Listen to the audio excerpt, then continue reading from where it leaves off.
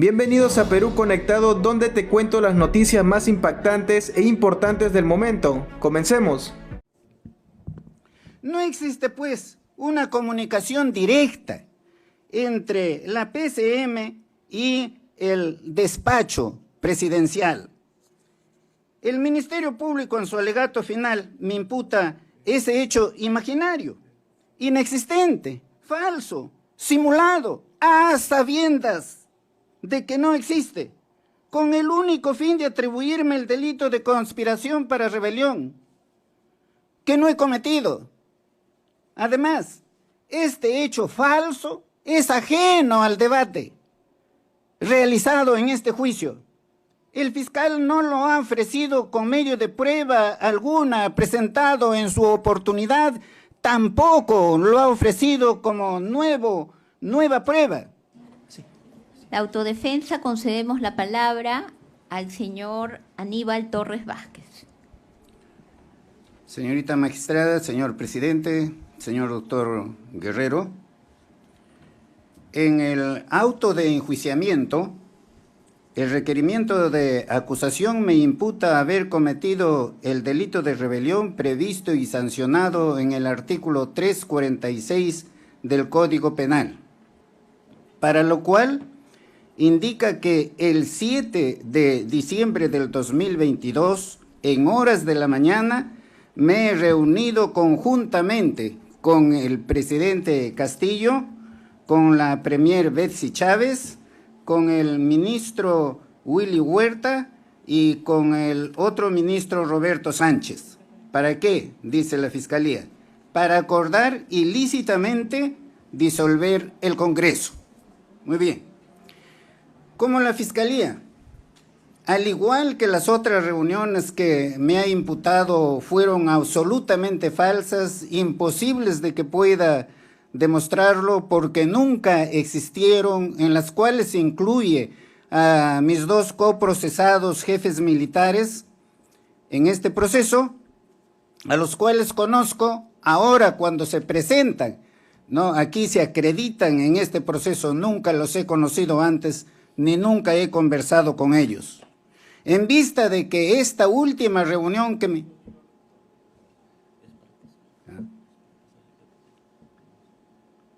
¿Pero por qué no lo dices?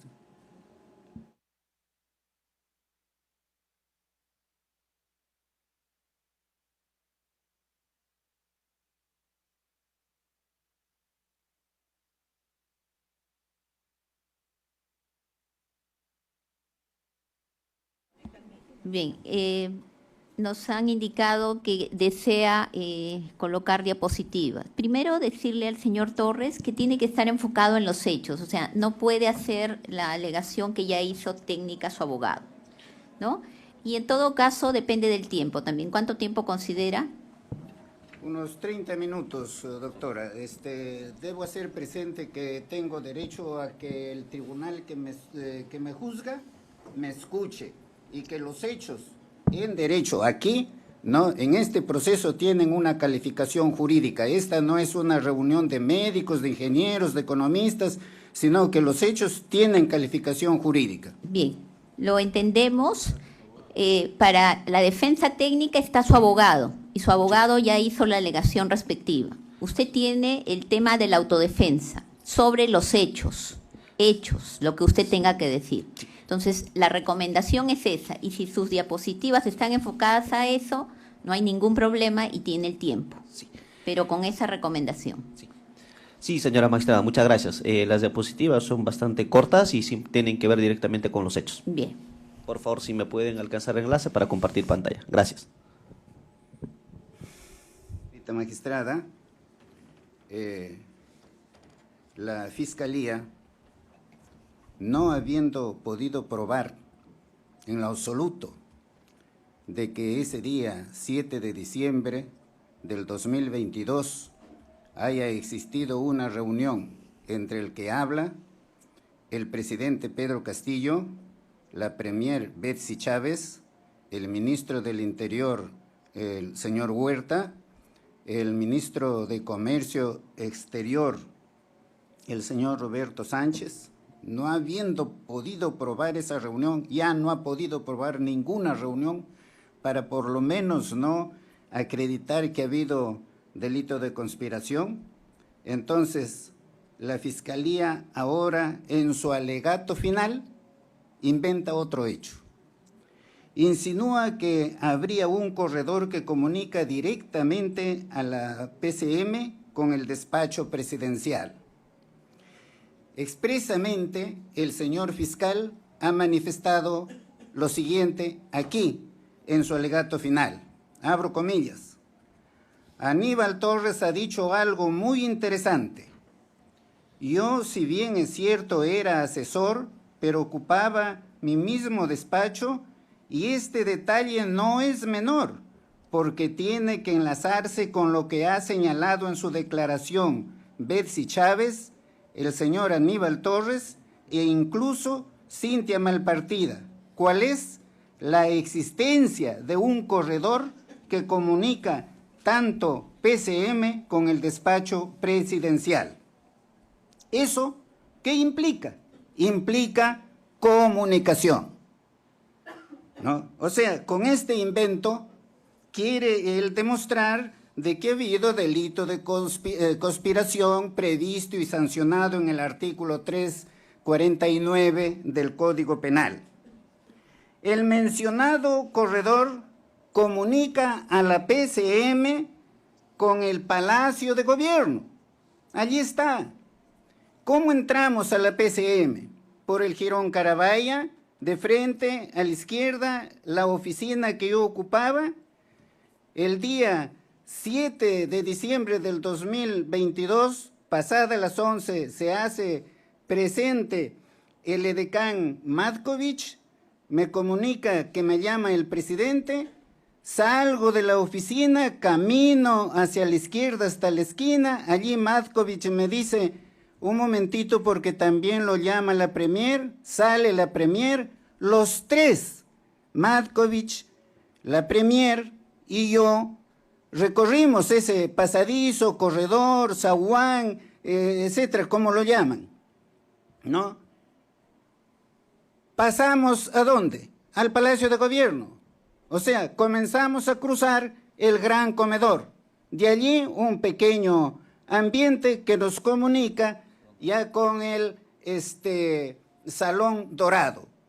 Caminamos por el Salón Dorado, los tres, Matkovich adelante. Luego, por supuesto, para entrar a la Sala Quiñones, giramos a la derecha, subimos la escalera e ingresamos a la Sala Quiñones. La ex premier Betsy Chávez, en su declaración del 10 de diciembre del 2022, ante el fiscal, declaración que se ha dado lectura aquí en esta audiencia, dice: al personal de TV Perú les hice pasar por el túnel, el cual es un pasadizo que une a la PCM con el Palacio. En ningún momento está diciendo que el pasadizo une a la PCM no, con el despacho presidencial. Claro que la pregunta es, ¿por qué el Ministerio Público adultera la verdad? ¿Por qué? Luego, el fiscal afirma que Cintia Malpartida ha ingresado por un pasaje directo al despacho presidencial. Si fuera cierto lo que dice el señor representante del Ministerio Público, ¿cómo es que ella aparece en la cámara 55 del Salón Dorado ingresando conjuntamente con el camarógrafo y Betsy Chávez? Lo que ven ustedes allí. Lo que ven ustedes allí es su objetivo, ¿no? Allí, ¿qué se lee debajo de esa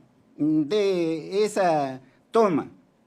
Se lee que el 29, que a las 11, que ese día, a las 11:29 minutos y 8 segundos del 7 de diciembre del 2022, se observa a la ex premier Betsy Chávez Chido, a la periodista Cintia Malpartida Guarniz y a un camarógrafo ingresando al despacho presidencial. Por lo tanto, es mentira que se diga que Cintia Malpartida ingresó, ¿no?, de la PCM directamente al despacho presidencial. Eso es imposible. Además, Cintia Malpartida, en su manifestación prestada aquí, en la audiencia del 27 de marzo del 2025, dijo: viene a recibirnos la señora Betsy Chávez y pasamos con ella, nos condujo pues por la PCM primero, nos condujo por un pasadizo raro y luego ya aparecimos en el comedor. Y ya estamos en la sede presidencial por el lado donde se entra para las actividades del presidente y luego doblamos a la derecha, por supuesto doblan a la derecha y entran al Salón Quiñones. La pregunta es, ¿por qué el representante del Ministerio Público adultera la declaración de Cintia Malpartida? Eso hay que preguntarnos por qué, porque la justicia se tiene que administrar de acuerdo a la verdad, no inventando pruebas. En mi declaración he dicho lo que ya acabé de manifestar, de manera que ninguno de los tres, ¿no?, hemos dicho que hemos ingresado directamente por este callejón, ¿no?, de la PCM al despacho presidencial. Ninguno. ¿De dónde saca eso el ministro de imputarnos que los tres? Y todavía dice que nos hemos reunido ahí en ese pasadizo. En ese pasadizo hemos estado con el edecán. Y claro, ya se ha explicado desde el punto de vista jurídico, ¿no?, especialmente ahora mismo por la defensa de la señora Betsy Chávez, ¿no?, que una reunión para conspiración de rebelión no se puede hacer minutos antes de la lectura del discurso. Y eso lo dice Zaffaroni. Dice: la conspiración para cometer delito de rebelión es un acto preparatorio excepcionalmente típico. Se supone que se trata de un acuerdo con cierto grado de premeditación.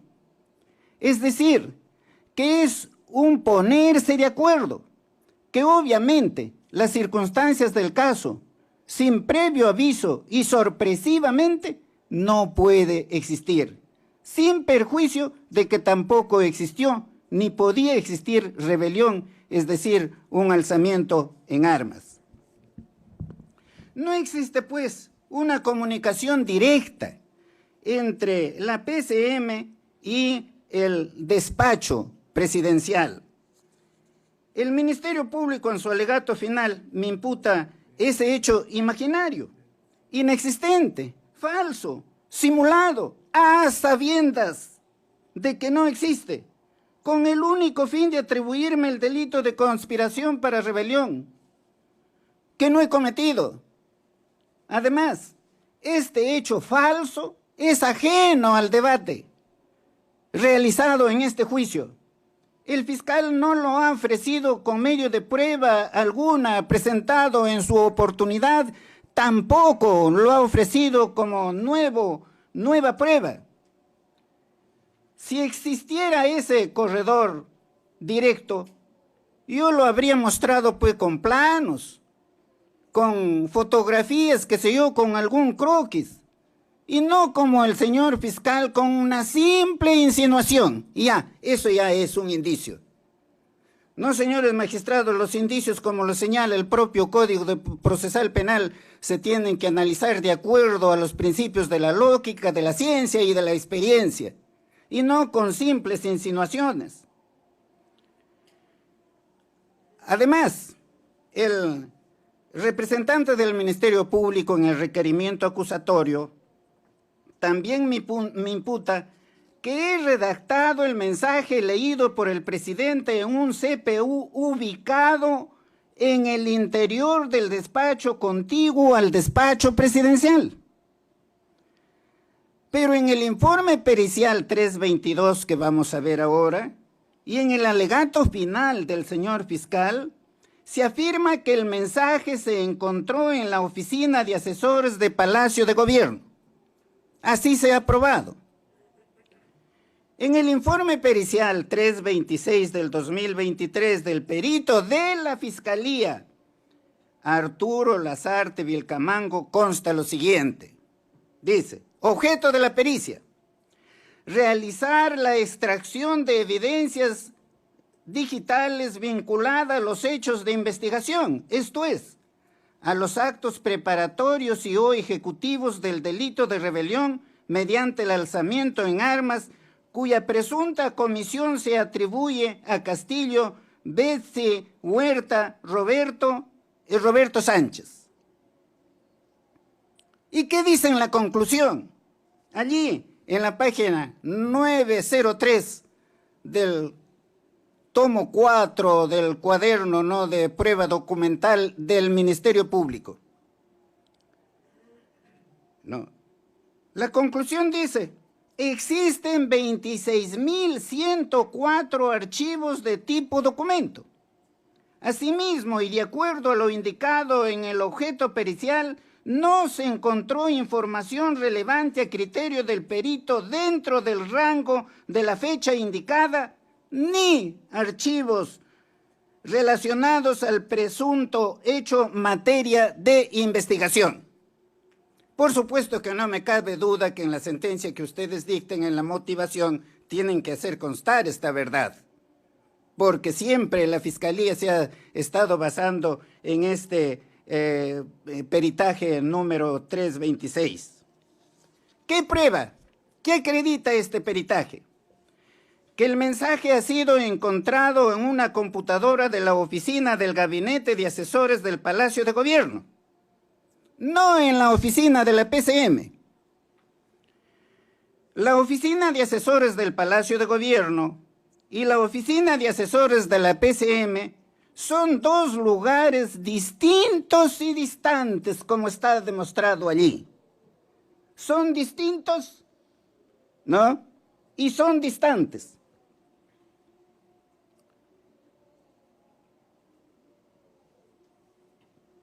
La oficina de asesores de la PCM está directamente entrando allí por el Jirón Carabaya. La oficina del gabinete de asesores se encuentra al otro extremo, más allá de la sala del gabinete de asesores del presidente. El testigo Matkovich, edecán del presidente, en su declaración del 25 de febrero del 2023, ¿no?, quien vino y declaró aquí y dijo que cuando le preguntaban si es cierto tal cosa, pues, que ha dicho usted en su declaración tal, si lo he dicho, sí, es cierto. Y así lo repetía aquí en su declaración. ¿Qué dijo?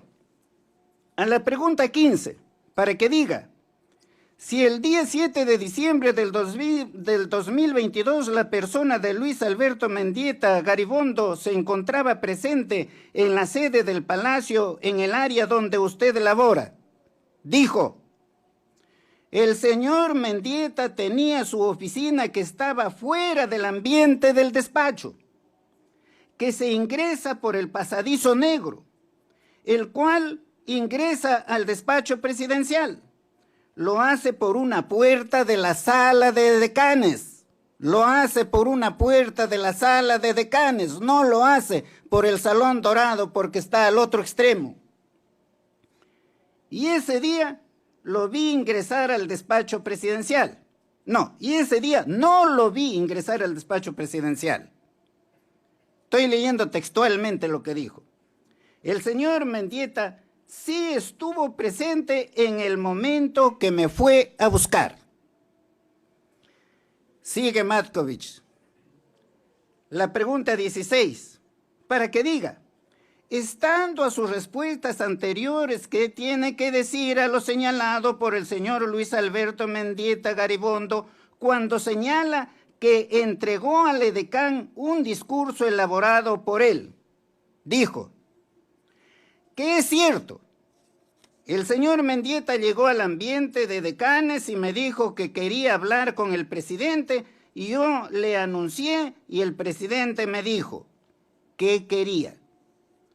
Y el señor Mendieta me dijo que quería entregar un folder Manila con documentos diciéndome que era la última versión y que le entregara al presidente. Y yo entregué y le dije al presidente que le enviaba el señor Mendieta. Y el presidente me dijo que lo deje en el escritorio. Y yo lo dejé allí y salí del despacho. Quiero agregar que al momento de entregar el discurso se encontraban 2 ministros y la premier. Luego el señor Mendieta me dijo que iba a estar en su oficina por si llamaba el señor presidente.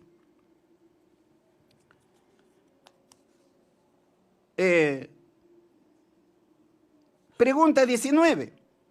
Para que diga, ¿llegó a ver usted quién alcanzó el discurso que leyó el presidente Castillo Terrones en su mensaje a la nación el día 7 de diciembre del 2022? No, esto es ya la declaración de Cintia Malpartida.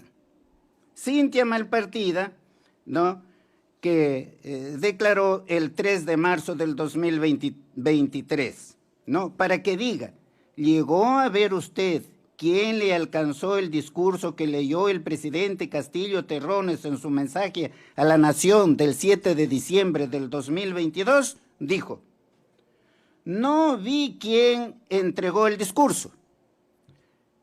Yo lo que recuerdo es que él tenía un folder Manila sin inscripción en su escritorio. Y desde ese, de ese folder sacó el discurso que luego leyó en el mensaje a la nación. No llegué a ver quién se lo alcanzó. Eso es lo que dice Cintia Malpartida en su declaración. Claro que calla el señor representante del Ministerio Público. Conclusión, el mensaje no salió de la PCM, sino de la oficina del Gabinete de Asesores de Palacio de Gobierno, como lo acredita este peritaje número 326 y como lo menciona, ¿no?, en su alegato final el señor fiscal. Pero aquí también hay que ser presente lo siguiente. La Sala Penal Permanente de la Corte Suprema, al resolver el recurso de apelación interpuesto por Roberto Sánchez Palomino contra el auto de primera instancia que declaró infundada la excepción de improcedencia de acción, dice allí, después de mencionar que el señor Sánchez ingresó a la oficina del señor Mendieta el día 7 de diciembre del 2022. Después de eso, la sala que dice, la reunión que mantuvo el 6 de diciembre en la oficina Luis Mendieta no revela en sí misma la realización de una conducta concreta en actos de preparación o de inicial ejecución de la interrupción violenta del orden constitucional. Eso es lo que dice la Sala Penal Permanente de la Corte Suprema.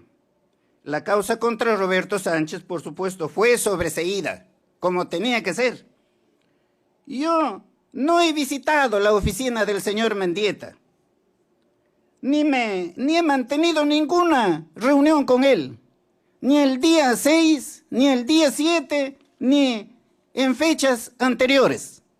Si no, ya lo hubiese presentado, pues, el representante del Ministerio Público, pero la verdad es que no he estado en esa oficina ni me he reunido con el señor Mendieta. No se ha encontrado la menor seña o indicio sobre la redacción del referido mensaje por mi persona. Pero el mensaje es el mensaje DOC. Carece de contenido. No tiene contenido, nadie lo sabe. No lo sabe el señor fiscal, sino que no lo dice. Nadie lo sabe. carece de contenido. El contenido del mensaje del presidente, eso sí, todo lo hemos escuchado. No hay ninguna semejanza sobre el archivo mensaje doc sin contenido y el mensaje o discurso o proclama del presidente. La Fiscalía compara el mensaje doc sin contenido, o sea, compara la nada con el mensaje del presidente. O sea, la Fiscalía ha superado ya toda argumentación metafísica. Ya es algo que se encuentra fuera de todo razonamiento de todo ser humano que se encuentra en su sano juicio. Mensaje no hay, hay el mensaje doc. Todavía, con el hecho de que el señor representante del Ministerio Público les dijo a ustedes que al escribir el mensaje eso no se ha grabado después de haberse terminado la escritura del mensaje. Eso es lo que les manifestó. Dice que así es siempre, que primero no se graba un título, que primero no, sino que se graba el título y el contenido y recién allí se puede determinar en qué momento no se ha grabado o qué duración tiene eso. Eso es solamente parte de la verdad, ¿no?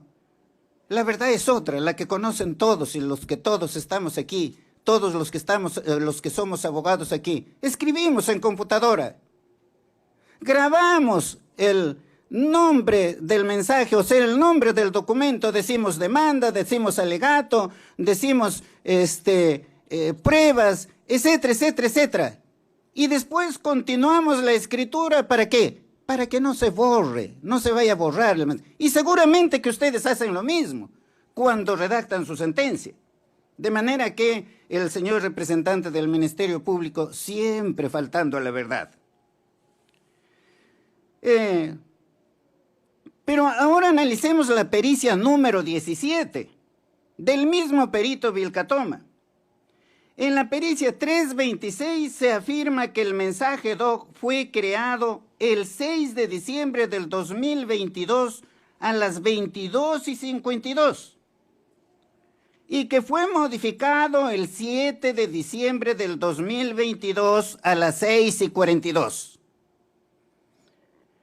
Como en esta hora, a las 6:42, yo me encontraba en mi casa, y está probado aquí que yo ese día ingreso a trabajar en la oficina, ¿no?, del gabinete de asesores a las 8:12. Eso está probado con el registro, ¿no?, de ingreso a la PCM. ¿Cómo? Es falsa esa imputación que me hacía la Fiscalía de haber modificado el mensaje doc a las 6:42 del 7 de diciembre del 2022, la Fiscalía ofrece y admite otra pericia. Y se admite otra pericia, las 017, que corrige a la 326. La pericia 017 concluye que de acuerdo al meridiano de Greenwich para el Perú existe una diferencia de 5 horas más, por lo que la hora 6:42 del día 7 de diciembre del 2022 corresponde a las 11:42.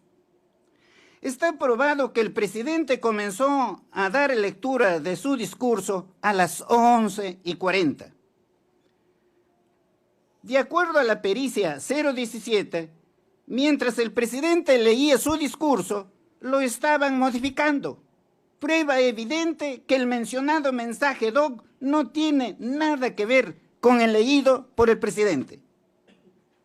Según la Fiscalía, el meridiano de Greenwich modifica el horario, valga la redundancia, de modificación del mensaje. Modifica el horario de modificación del mensaje, pero no el de su creación, el 6 de diciembre del 2022 a las 22:52, o según otra acta, a las 22:58. El meridiano de Greenwich, señores magistrados, es el estándar universal del tiempo, que por ser una ley física es universal e intemporal, que a nadie en el mundo no se le ocurriría modificar porque es imposible. Pero aquí, en el Perú, el señor fiscal puede modificar el meridiano de Greenwich arbitrariamente para hacer una falsa imputación. De acuerdo a este meridiano, la hora de creación del mensaje, como se dice en una de las actas, fue a las 22:52 del 6 de diciembre del 2022.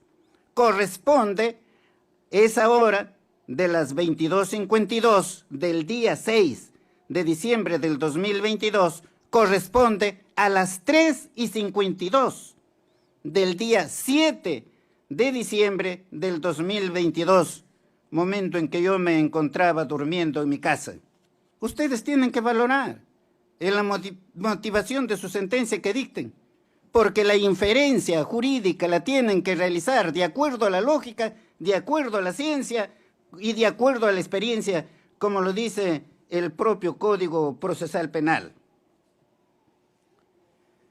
Del acta de información de Fojas Espejo, de Fojas 917 del cuaderno de pruebas, ¿qué aparece? Y esta acta ha servido de insumo para la pericia 326. Consta que el mensaje DOJ ha sido creado el 6 de diciembre del 2022 a las 22:58 minutos y 2 segundos. Si como está probado aquí que yo ese día salgo del despacho presidencial a las 23:03, el mensaje habría sido redactado en menos de 5 minutos. En el supuesto negado que yo me hubiese encontrado a esa hora en la oficina del Gabinete de Asesores del Palacio de Gobierno, lo cual no es cierto. Esto de que haya sido redactado en menos de 5 minutos, nadie lo puede creer, ninguna persona que se encuentra en su sano juicio no lo puede creer. Sobre la reunión del día 12 del 2022, el fiscal en su alegato dice que el 6/12/22, o sea, el 6 de diciembre del 2022, me reuní con el presidente y la premier en el despacho presidencial desde las 21:49 hasta las 23:03 minutos. Y que ese archivo mensaje DOC sin contenido fue creado el 6 de diciembre del 2022 en la oficina del Gabinete de Asesores del Palacio de Gobierno, ¿no? A las 22:52, o sea, cuando yo me encontraba en el despacho presidencial, el fiscal concluye que a esa misma hora, cuando yo me encontraba en el despacho presidencial, también estaba en la oficina del Gabinete de Asesores redactando el mensaje. Por supuesto que eso es una falsedad, y es una falsedad absoluta para todo el mundo, por el hecho de que no podía estar yo en el mismo lugar y a la misma hora, porque no tengo el don de la ubicuidad, ni Cristo tuvo el don de la ubicuidad. Pero el señor fiscal, imagina pues, que yo, como me encontraba en el despacho presidencial, también redactaba el mensaje en la oficina del Gabinete de Asesores, ¿no?, del señor presidente.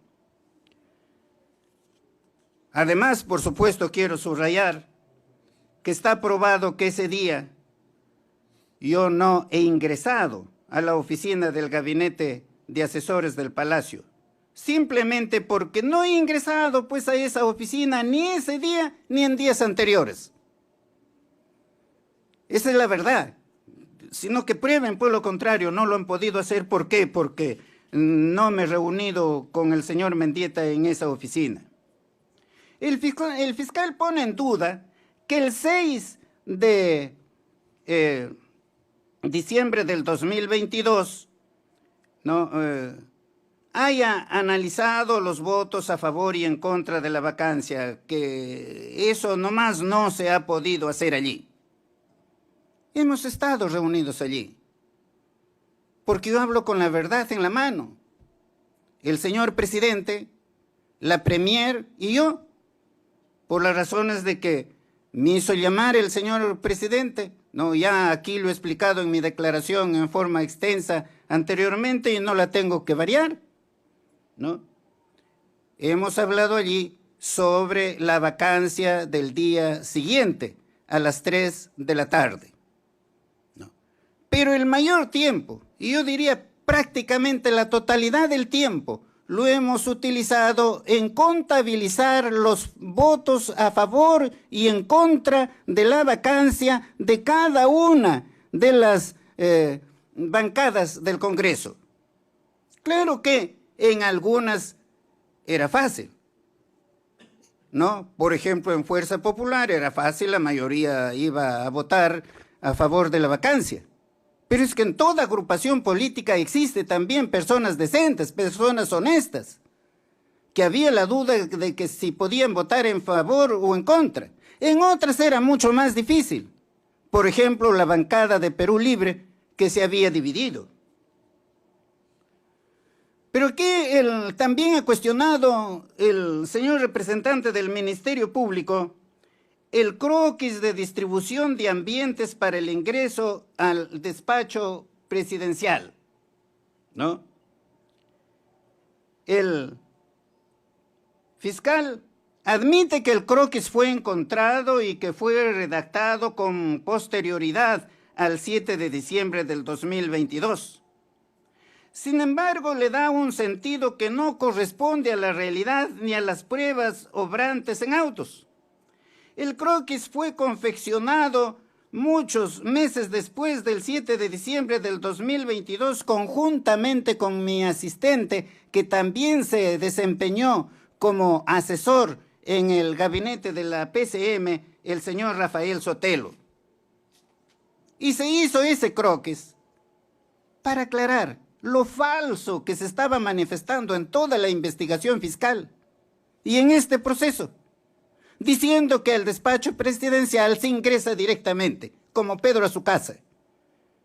Ese croquis nos dice cómo se ingresa al despacho presidencial, los controles que hay que pasar para ingresar al despacho presidencial.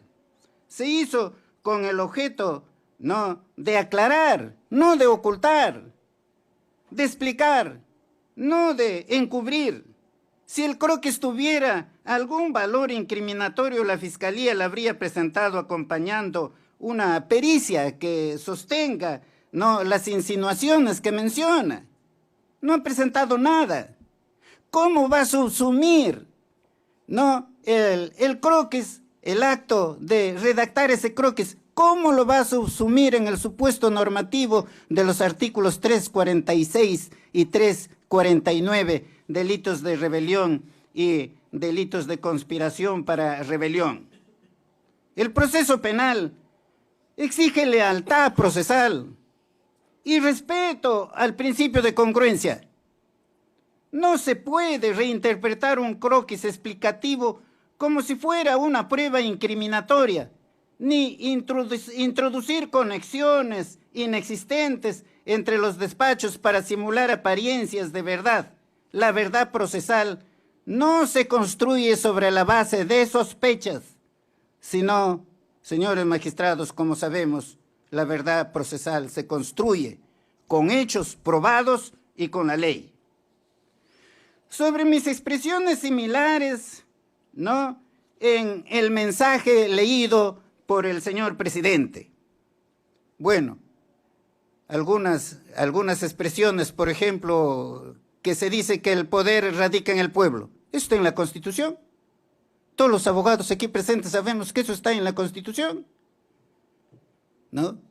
Y además los magistrados todavía más, porque el artículo 138 de la Constitución dice que el magistrado administra justicia de acuerdo a los hechos, a las pruebas, y si encuentra que hay contradicción entre la Constitución y la ley, tiene que preferir la Constitución. ¿No? La Asamblea Constituyente, todo el que ha estudiado derecho sabe que es una Asamblea Constituyente. Cuando fueron a mi casa, un fiscal encontró el discurso sobre la Asamblea Constituyente que está aquí en el cuaderno de prueba documental de la Fiscalía. Lo estrujó contra su pecho allí como en un son de alegría de que encontró la prueba del delito. Cuando vi eso, ya me di cuenta.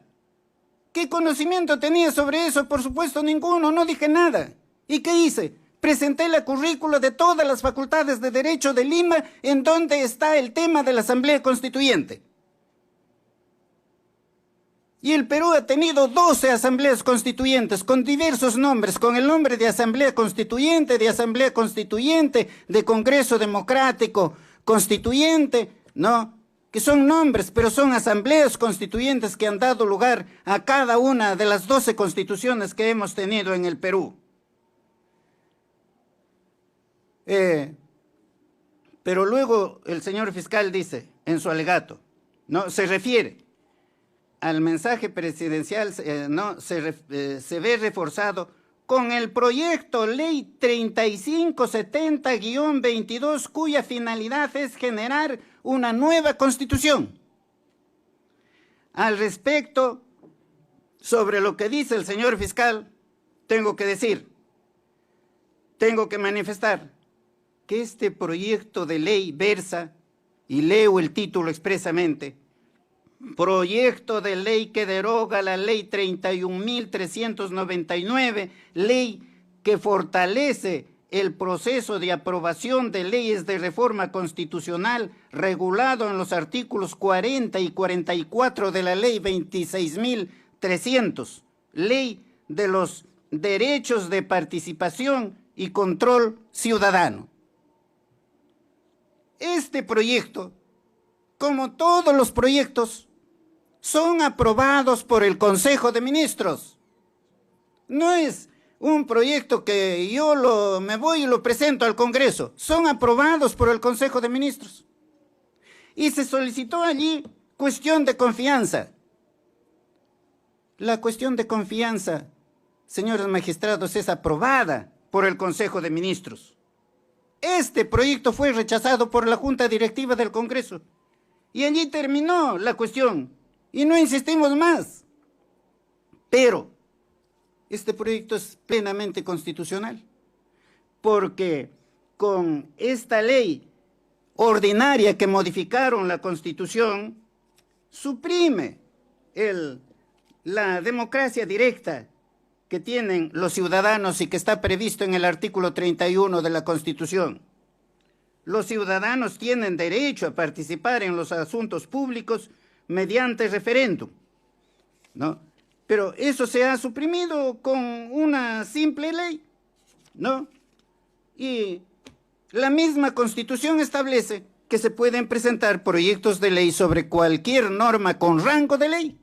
Y las normas con rango de ley están señaladas ahí en el artículo 200, inciso 4 de la Constitución. Allí están las normas. Contra todas esas normas procede, la cuestión de confianza. Pero aquí el Congreso de la República suprimió eso con una simple ley. Y el Tribunal Constitucional validó esa supresión. Por eso es que juristas reconocidos, y el Perú dice que el Tribunal Constitucional es un apéndice del Congreso de la República. Ustedes decidirán aquí, evaluarán este hecho, ajustándose a la ley. Ustedes encuentran allí la enorme contradicción más grande que el Monte Everest, que con una simple ley modifican la Constitución, suprimiendo el referéndum porque tienen un miedo terrible, ¿no? Que esto se pueda convocar a un referéndum y la población vote por el referéndum para convocar a una asamblea constituyente. Sobre otras expresiones similares, por ejemplo, con relación a los periodistas, ¿no? Bueno, con relación a los periodistas, todos han hablado y hay expresiones allí de un periodista americano que se repite en todas partes y se repite aquí. Y lo he demostrado en autos, cómo se han hecho esas repeticiones en muchos medios. Por supuesto que desinforman a la población, esa es la verdad. Y más todavía la prensa que estaba allí coludida con el Congreso de la República para vacar al presidente de la República desde el día mismo en que juramentó el cargo. Eso nadie lo puede negar, eso es verdad. El fiscal expresa que rechazo el modelo democrático al pronunciarme sobre una nueva constitución, que mi postura es cuestionable bajo un punto de vista en el presente caso. La Fiscalía es contraria a la nueva Constitución. Yo soy favorable a una nueva Constitución, son dos posiciones políticas. Esto es una prueba más que evidente de que este proceso no es otra cosa que una persecución política en mi contra por parte de la Fiscalía, porque considera que soy su adversario al pronunciarme a favor de una asamblea constituyente. Sobre el falso abrazo, ya se ha mencionado, no me voy a extender, eso es falso absolutamente. La señorita Cintia Malpartida habla de ese abrazo, pero también cuando declaró aquí frente a ustedes dijo que se excedió en lo que a mí se había pronunciado, ¿no? Dijo eso. Y además está probado que el ministro de Defensa, Bobbio, manifestó que él no ha visto el abrazo estando ahí presente. E igual, no, el ministro del Interior, Huerta, manifestó igual, no ha visto el abrazo estando ahí presente. La verdad es que si el presidente lee en su discurso y dice que va a cerrar el Congreso, eso lo descuadra, lo desbarata a cualquiera. Entonces yo inmediatamente me acerqué y le dije, ¿has coordinado con las Fuerzas Armadas, con las fuerzas policiales? Me manifestó, no se preocupe, doctor. Me regresé donde el ministro Huerta, porque con él hemos escuchado, ¿no?, el mensaje allí conjuntamente con Bobbio, ¿no? Y le pregunto, ¿y van a intervenir el Congreso? Me dice que no sabía. Y el ministro Bobbio me dice, a mí no me han dicho nada.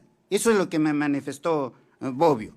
Entonces ya yo determiné que no se trataba de un golpe de Estado, ¿no? Y por lo tanto, no había delito, pero sí, por supuesto, al haber pronunciado eso estaba contraviniendo la Constitución y por lo tanto el Congreso podía someterlo a proceso, pero el Congreso no lo vacó violando la Constitución y violando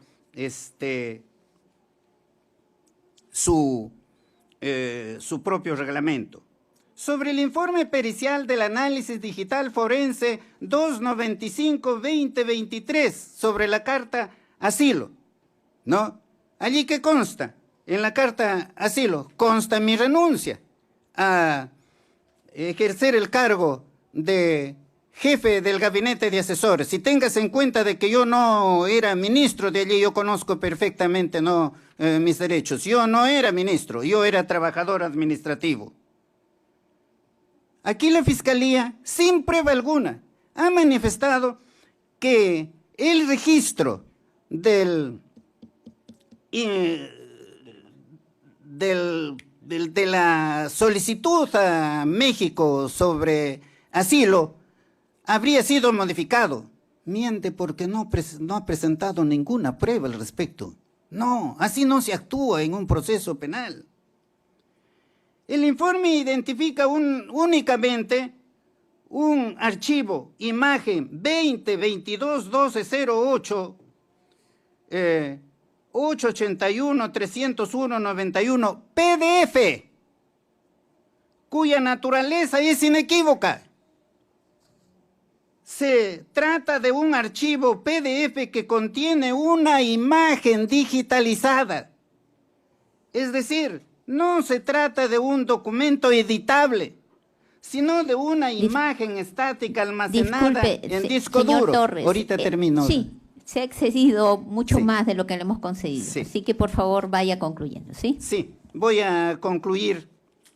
No. De manera que no ha probado de que ese descargue que se ha hecho, ¿no?, de los medios de publicación, especialmente del comercio, a la computadora de mi hijo, eso ya considere que se haya modificado. No se ha modificado, ni se ha podido modificar, porque no es un archivo Word. Pero finalmente, para terminar, sobre el documento incautado por la Fiscalía en mi casa, ¿no? Este documento que data del 2018, donde se habla de la reestructuración de la PCM, de la destitución de Vizcarra, de la disolución del Congreso. Está demostrado, y es un hecho histórico que nadie también lo puede modificar, que el CNM, su modificación a la Junta Nacional de Justicia fue el 10 de enero del 2019, que el fiscal Chávarri fue destituido el 2 de febrero del 2021, que el Congreso fue disuelto por el presidente Vizcarra el 30 de enero del 2019, ¿no? Allí, ¿qué hizo la Fiscalía con esto? Se practicó, por supuesto, una pericia grafológica por mi parte y se demostró que las 3 escrituras que existen en esa hoja no me pertenecen. ¿Pero qué hizo la Fiscalía? Para terminar, ¿qué hizo? Lo que hizo es presentarlo a la prensa, presentarlo al comercio, si puede poner al comercio. ¿Para qué? Para decir, se encontró en la casa de Aníbal Torres la prueba de la rebelión. Entonces, esa es la prueba de la rebelión. Ahí está, en primera página el comercio. Ahí lo ven ustedes. Que todo el mundo lo vea. Así actúa la prensa. Así falsea la verdad la prensa. Así difama el Ministerio Público conjuntamente con la prensa. Yo he sido víctima de difamación del Ministerio Público conjuntamente con la prensa y he sido víctima de calumnia aquí en este proceso porque ante la autoridad me está imputando una serie de hechos falsos. Que el presidente pidió seguridad para mi casa. Yo no lo he solicitado. ¿Ha probado que yo lo he solicitado? ¿Ha probado que yo he aceptado tal seguridad? ¿Ha probado que han dado seguridad a mi casa? En ningún momento. En ningún momento. En todo caso, eso lo tendrían que preguntar al señor presidente por qué pidió esa seguridad.